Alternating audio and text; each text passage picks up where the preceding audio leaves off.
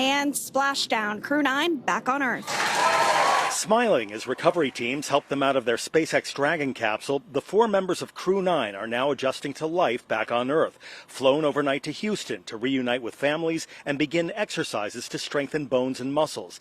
NASA astronauts Butch, Wilmore and Suni will likely need 6 to 8 weeks of rehab because of their extended stay in space, according to former colleague Clayton Anderson. This is part of why we do this, is to figure out what happens to the human body if we're going to try a 6 to 9 month journey just to get to the planet Mars and then stay there for 6 to 9 months and then come home in 6 to 9 months. I mean, that is a long darn time away.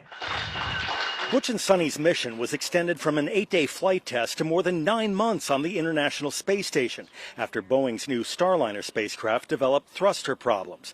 NASA reassigned them to work with the Crew 9 mission from its arrival in September until the next crew rotation this past Sunday. SpaceX could have brought the astronauts back after a few months at most, and we made that offer to the Biden administration.